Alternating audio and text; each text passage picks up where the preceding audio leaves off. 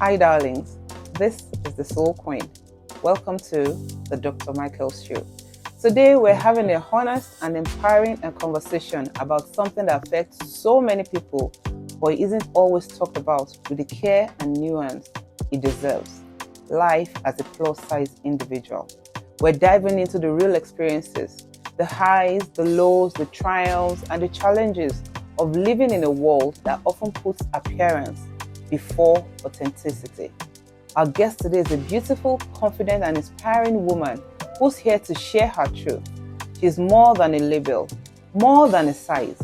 She's a voice for self-love, reliance, resilience, and the importance of representation. From the small moments that test our self-worth to the victories that remind us who we really are. She's going to take us on a journey many will relate to and all of us can learn from. So whether you're tuning in to feel seen, to learn, or to challenge your perspective, thank you for being here. Please welcome with me, Mogbekeloluwa Adebiyi. Hey, Mogbekeloluwa Adebiyi. Yes. Have I ever hugged you before? How will I know? Today I'm going to hug you. Okay. Oh my God, this is an opportunity. I like this outfit. Come here. Thank you. Very nice. Thank you. What's the name? I don't know. You don't know the name? I just What should I offer you? water, What's up? drink, malt, everything. Are you serious? Yes. Where's Tim Tayo? Okay. I think. Okay. Are you serious about? I should offer you a drink. No, I'm okay. No, I could get you a drink. I was just joking. I'm sure there's. I was just joking. I'm okay. Okay. Yeah. Okay. I want you to compare the last time, those days that you and I used to talk, and then now there's like a huge difference. What happened? Like, I just want to know your personal input. Okay, so when you mean those days, Those are you're what talking you used to about Lit City, 2018, 17, 16. Yeah.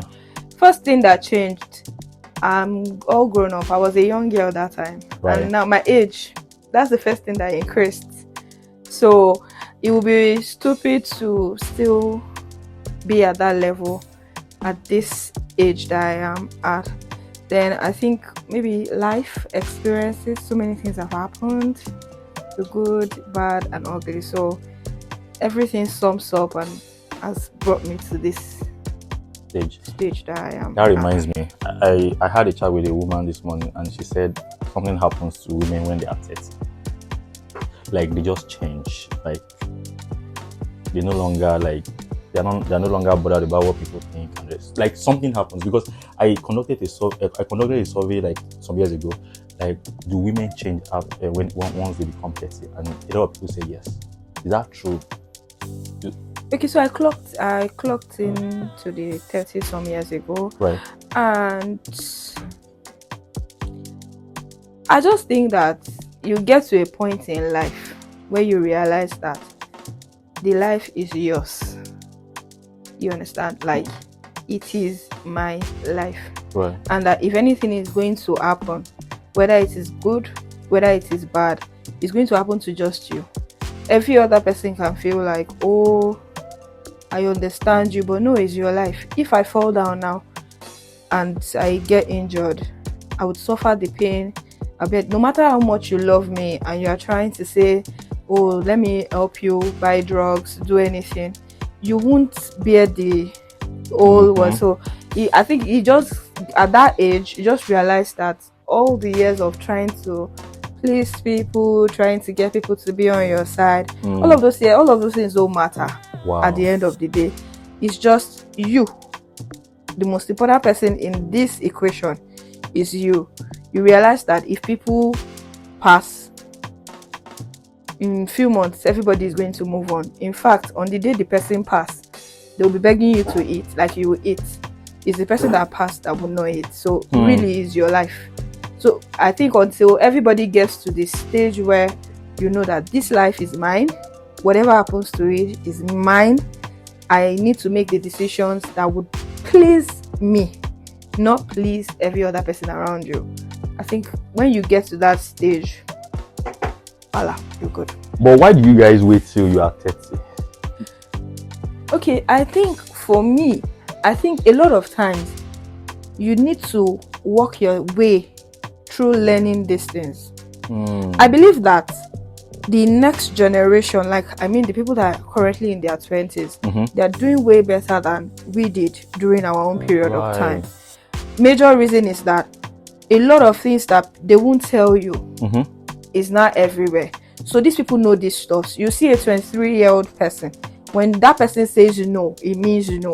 But during my own time, when you say no, you feel like you're offending the other person. So you're going all out. You want to do it even if it's not convenient for you.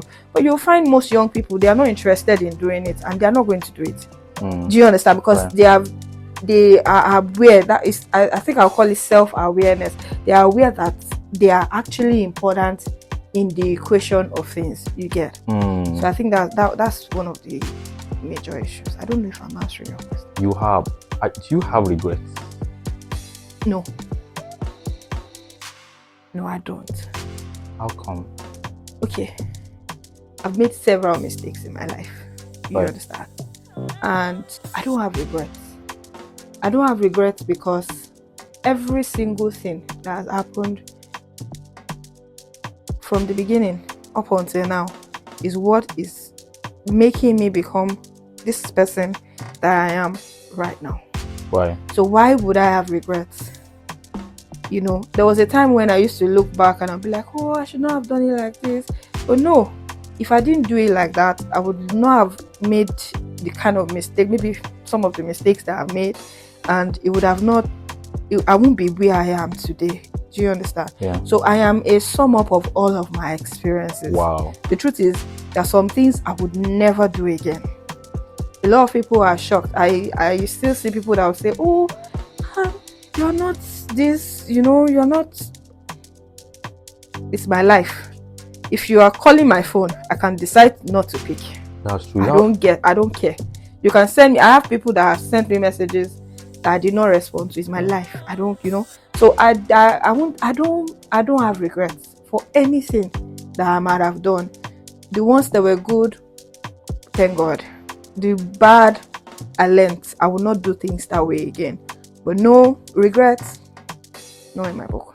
You know what I remember? I remember when you talk about you want to do something about plus size. Oh yeah. And I'm even wondering, the plus size. Even when I hugged you, even now, even you look so fine and everything. How? Yeah. Okay, so I know that if I would start to talk today to maybe a category of people, it's going to be big people like me. Yeah. You understand? And the first thing I'll say to anybody that is big is that you're good just the way you are. Wow. Maybe 2 weeks ago, I don't know if you view my status. I posted on my status and I said, we have a weight loss pandemic going on right now. Everybody wants to be slim, and we just forget that everybody cannot be the same thing. It's so bad that you would step out as somebody that is plus size and is big like I am, and they're laughing at you on the road. Is a lie. You step out and small children are talking and they are looking at you in a weird way. And those things can make you become overly self-conscious over time, and that's the problem that plus size people have. So as a person, one of the things that I did that I've done from way back is I own a very long mirror. Long mirror? Yes. Yeah. When I dress up, I look at myself in my mirror. In fact, recently I got several stickers like "You look good today," this, and I pasted it on my mirror. Whoa. And I look at myself. So if I step out and you are laughing I will make you look like a fool, because I'm not going to respond to you. I'll just look at you and I'll walk away. But it's not easy. It's not easy because sometimes you dress up and you're not even sure of what you're wearing. You wear a dress and you're not even sure that, should I change this, or you just let's go.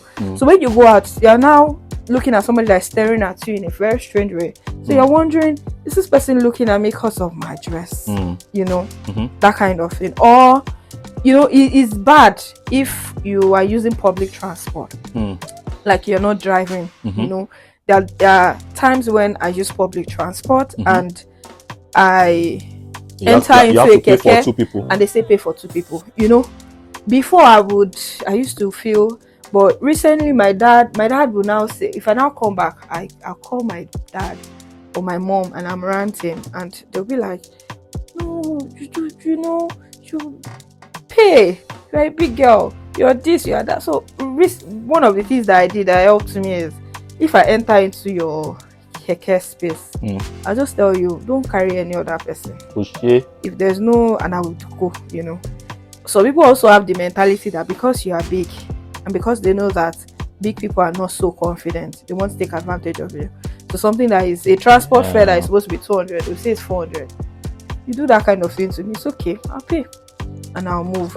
Because it's not a matter of big girl, it's just a matter of, I'm not going to let you intimidate me, do anything that will make me feel bad. Right. That's just it.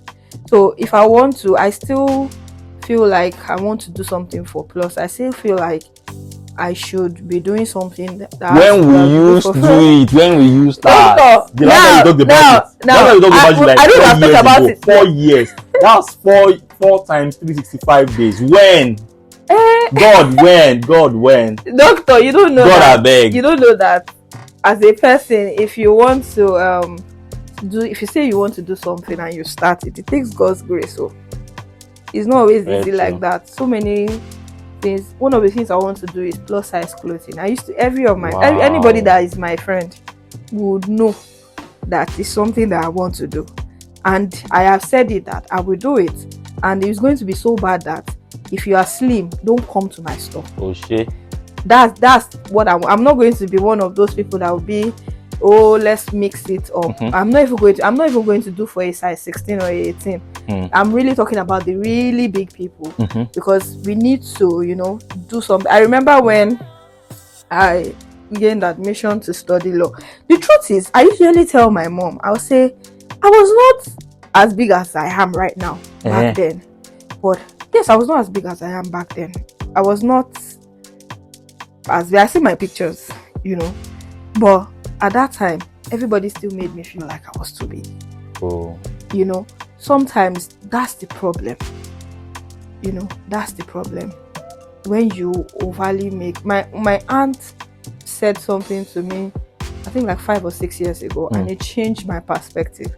If you're big and you are sad, you are unhappy, you have so many things weighing you down, and you're going to the gym and you're doing exercises, you are doing dieting, you're wasting your time, you are not going to lose any it's not going to work. It's not going to work until you are happy with yourself, you're free. That's when and that's why you see me, there are days when I'm eating so much, I'm taking drinks every day, I am good, and then I step out, somebody's asking me, oh, what did you do? You have lost weight. And I'll look at the person that you are not normal. Me that I'm not doing anything, and I'll just smile and walk away. So that mentality just helped me realize that it's all about the mind. So most times people talk, they don't know they are tearing that person that is plus size. They don't know they are tearing them down, you know. And I'm happy that right now we have a lot of plus size people coming up, and they are speaking about body positivity.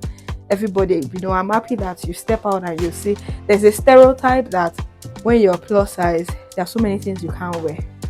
You must wear ugly dresses, and I'm not in for that. There's a stereotype that if you're plus size, they don't smell good, they sweat and all of that. And I'm not in for that.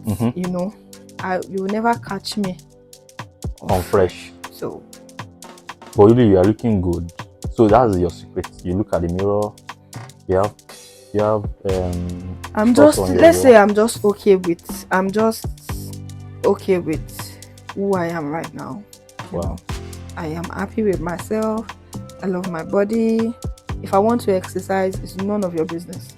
You don't even know if I'm exercising or not.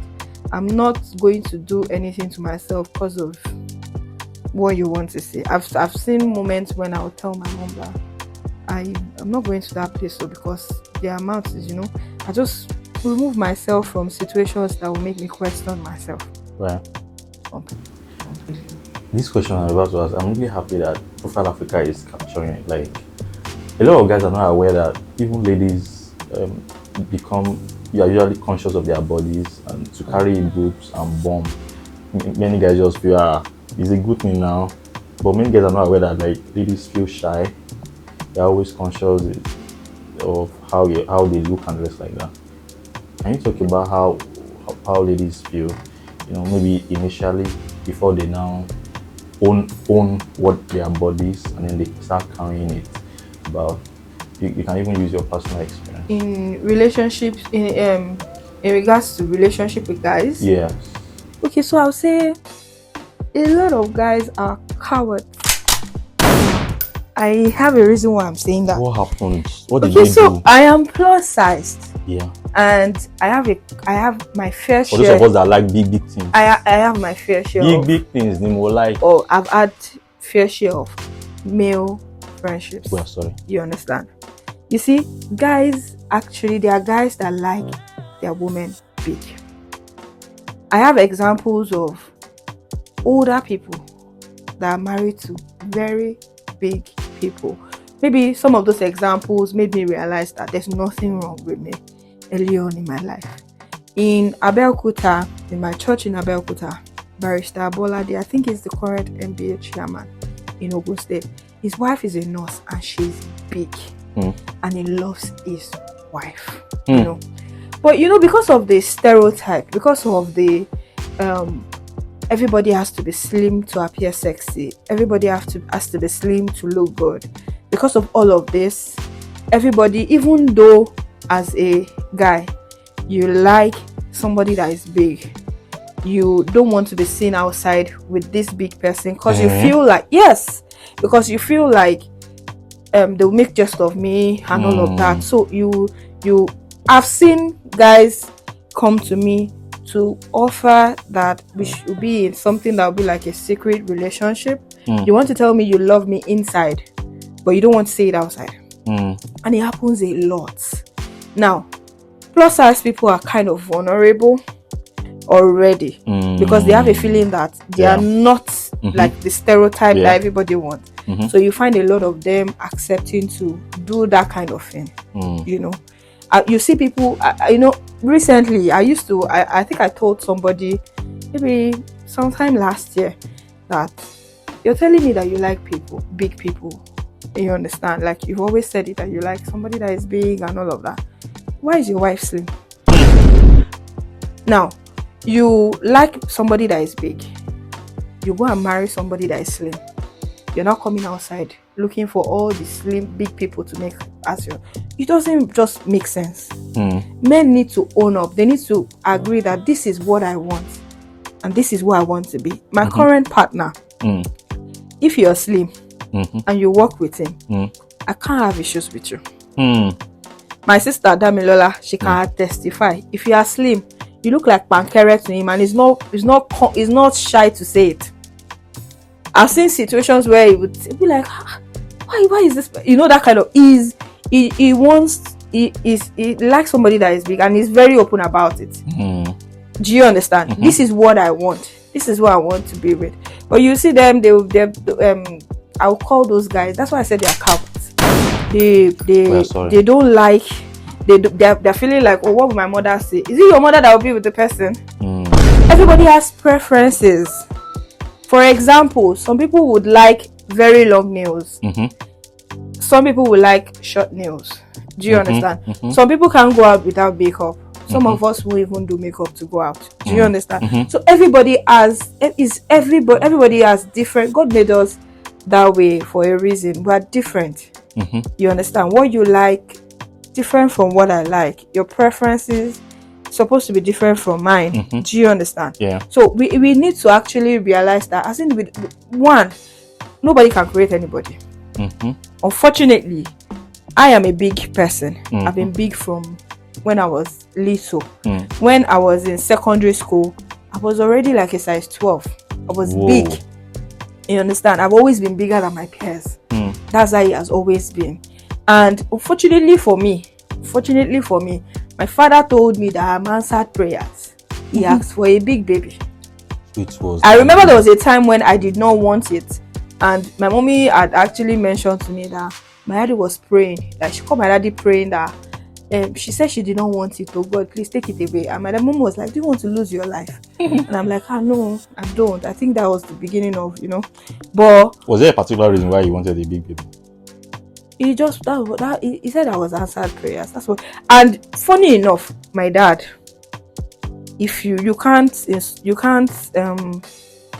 abuse me about being big in his presence, he's not going to take it. You understand?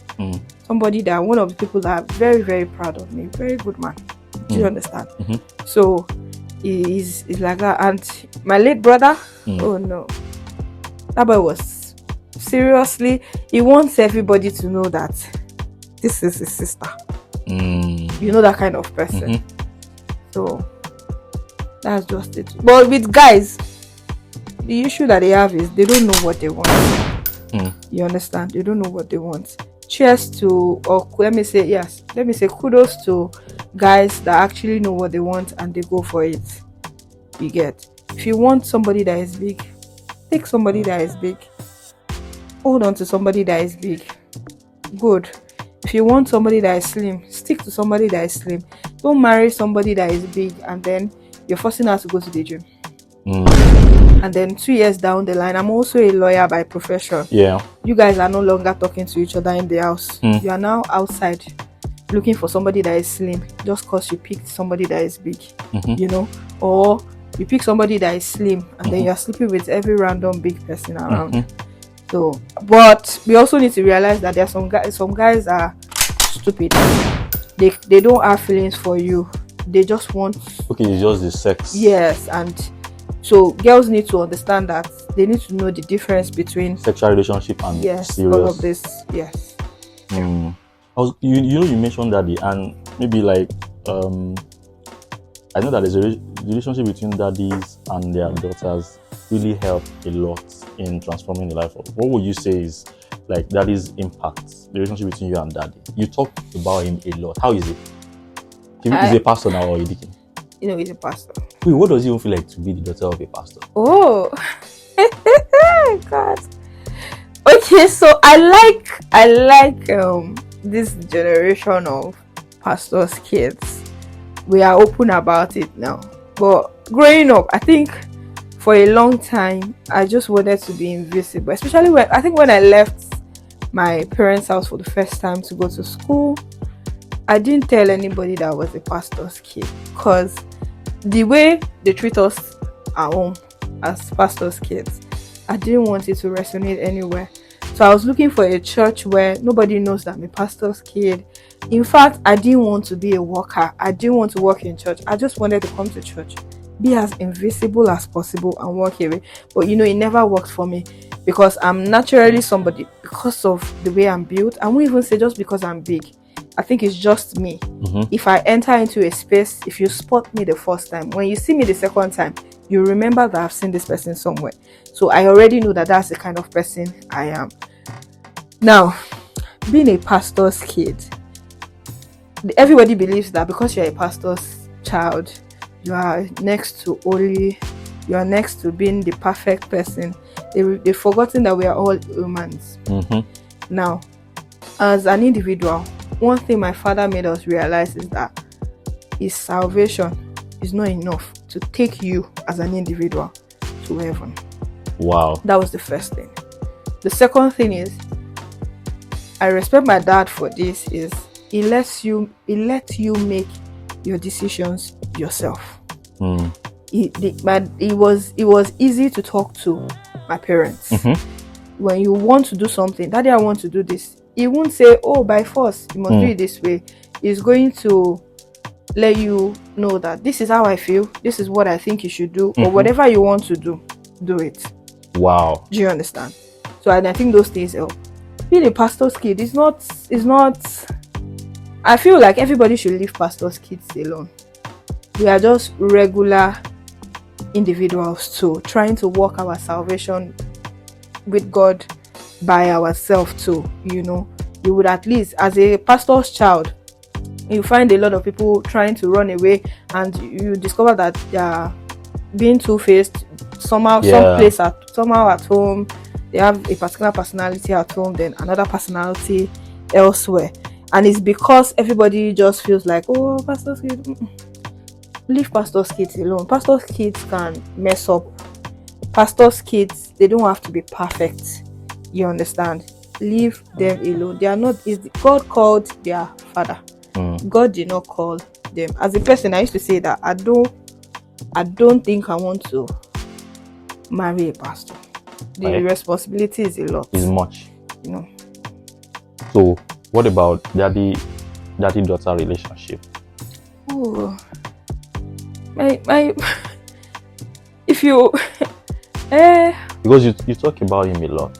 About my dad, I think, and everybody that I know. If I know you had, is there a paragraph? If there's a paragraph, like you will mention daddy's name like once or twice. What of mommy? I don't talk about. You talk about mommy, but I talk about everybody. But it's a plus. That's what I'm trying to say. I talk about girls everybody. Talking about their daddies.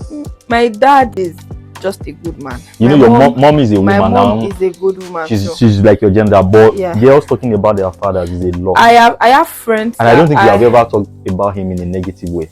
Funny enough, I've not, that kind of closeness. I won't say I have with my dad, but I talk to my dad every day. Right. Basically, I talk to him every day. I respect him so much, you know, and I love him so much. That's the truth. I've seen people that have very close relationships with their dad, I wouldn't say that I have a close relationship with all of my family members. My dad, my mom, my sister, we talk every day, at least twice or 3 times. So I have a very, very good relationship with my family members. But that daddy-daughter close relationship where you're telling your dad everything, I don't think I have it with my dad at this point in time, because for me, I see my dad as my father, and I feel like I'm his first child, so I want to protect him. I know my dad is a kind of very emotional person. Right. I'm not saying this for any bad, but I feel like there are some things that if he gets to know, it can be emotional. So most of the time I like it if what I'm telling him is like a good news or something, then maybe sometimes I can just ask at the beginning. Maybe I want to take a decision, I can just ask for his advice at the beginning, and then he gives me the advice and I go ahead. If I have issues, I just that kind of thing. But that's basically. But I have a friend that she's very close to her dad, tells her dad practically everything. So that's just to say that we are different humans. We are different people. Everybody is different from the other. You get. So right. I embrace your own relationship. Becky, I know that this is like the last question I'm going to ask, but I know that you have many degrees. What do you want to say about my degrees? Does it feel like I don't even know why you keep on going for those courses? I don't know why. Okay. Like, is it that you don't get tired or what? I think I'm actually tired now. Finally. No, but finally. That doesn't mean I'm not taking some other courses and all of that, but okay, your question. What does it feel like being a lady and then, because I don't think ladies like going to school that much or going that far. You have how many degrees? Just so that everybody will hear. 4. And you are still planning on several. Okay, how does it feel having? Okay, so I had some things that in mind, like I wanted. And you are a lawyer. You went to law school. That one's just one. Yes, I'm a lawyer, and I went to law school, doctor. Okay. Okay. Okay. Yes, I'm a lawyer, and I went to law school. Okay, so for me, I have like a path. There are things that I want to do. God helps me. I'm just praying to God the grace for starting power He should give me. You want to have 10 or what was like the number of degrees I have is not actually a lot. My partner has 4 master's degree and is currently doing his PhD. Whoa. Yeah. So he inspires you in a way, because I used to say that what a man can do, a woman can do better, but I don't think I'm going to do up to that. But so I just said that so that you know that having 4 degrees is not a lot. I've seen women that have a lot of degrees. An academic person, yes, yeah. Because I actually teach. Yeah, that's true. You teach. Wow, that's true. Yeah. What I like the vibe in here at Castawells. What makes it stand out? Okay, so because there are so many apartments now. Yes. When Castawells was going to start, I didn't know anything about apartments. That's the truth. Because at that time in my life, I had so many things going on. You get, but some of the things that we knew, by we I mean me and my partner, some of the things that we knew we wanted to do was we wanted a facility where regular people would go to and they will feel very good. Wow. Where any individual that comes here will feel relaxed and will feel okay. You know, if you're a solo traveler, you want somewhere to spend the night, you can come here. If you're married, somewhere that you can also come to. If you are somebody that works and need a very quiet space, emphasis on quiet. Quiet space where you just want to relax and think, and we'll have it. And then we also decided that the basic things that other people do, we're not going to do it, like smoking, because we are Christians. So we want a facility where a pastor can call us and come and feel safe. Just where everybody can come to, while not compromising our Christian values. Right, we are in such a time where it's easy for you as a Christian to want to live in the world without showing it to everybody that this is my religion. Just want to glide through life. No, we don't want to do that. We are placing emphasis on doing it the right way, but showing that this is our principles, these are the things that we want to do, and so that's basically it. And initially, Castawells used to be all studio apartments, but we had to change it and introduce other bedrooms, 1 bedroom, 2 bedroom, to accommodate different people that would want to come and stay here. But emphasis on quiet, serene, safe place where you can just come in and relax, away from the bustling noise and the usual hustle that everybody is doing. The part that got me is that it's for regular people. Yes, we want everybody to be able to come. You understand? We want everybody. So we it's not overly priced. Even though I can decide to put the prices and make them very high because of the kind of facilities that we're offering you understand, but we have made it averagely priced such that it will be affordable. Yes, truth or dare, but I won't really do the dare because my I'm not doing dare. I don't do dares. You don't, but you do truth. I don't even play truth or dare. I still do. Were you not the one that wrote truth or dare for me that we did for that particular group, like six that years was ago? Like how many years ago? 6 years ago. Yes. Okay. So hold your. Okay, this is like dare. I'm not doing dare. This one is good now. No, truth. Okay. Okay, your first celebrity crush. Your first. Whenever a lady says, she look for how to avoid the pressure. your first celebrity crush. Mine is Angelina Jolie. I don't have one. You don't have? Seriously, I don't. If you switched your gender, what name would you choose? If I switch my gender from being a female, Yeah. I don't want to switch my gender. Uh, I don't want to. okay, so what's like the worst advice you've ever received? Worst advice. Worst advice. Worst advice. I'm trying to.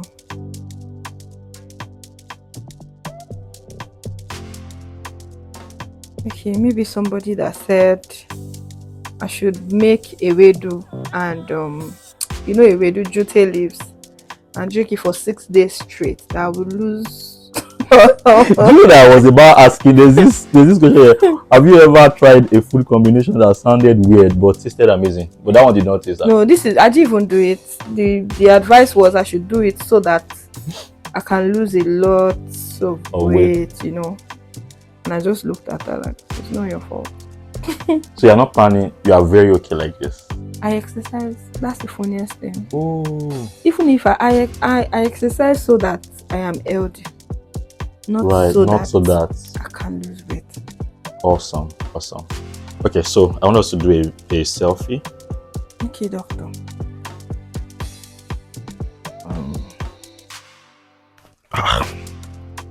This is your cap now. What? Do you like it?